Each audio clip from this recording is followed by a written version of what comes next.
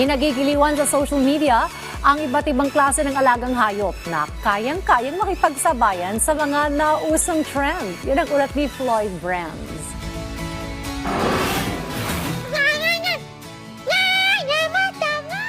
Dahil World Animal Day ngayong araw, ating tunghayan ang iba't ibang klase ng alagang hayop sa social media na kayang-kayang makipagsabayan sa nauuso ngayon. Ito si Mudeng, o kung tawagin ay Bouncy Pork, isang baby pygmy mula sa Thailand na may madaming tagahanga dahil sa kanyang charming and cute adventures. Umabot lang naman sa mahigit 75.5 million views ang kanyang videos.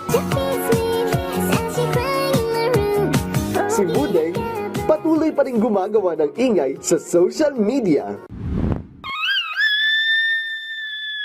Ang nauusong Do-Re-Mi Challenge o Perfect Pitch Challenge, kinabog din ng fur baby na ito.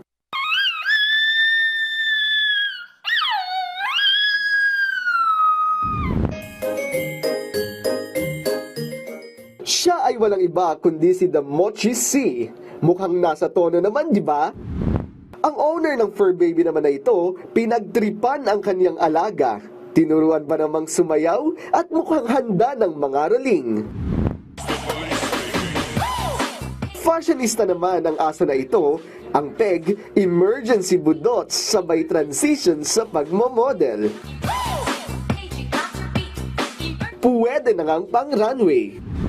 Mapapasana all ka na lang sa video naman na ito. Ang aso na ito, birthday celebration lang naman sa mamahalin na restaurant.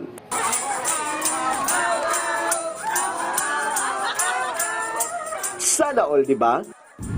Kabog naman sa dalawang alagang hayop na ito, dahil ba naman sa init, abay, may sarili na rin silang swimming pool. Oh, dinaig pa nga tayo, di ba?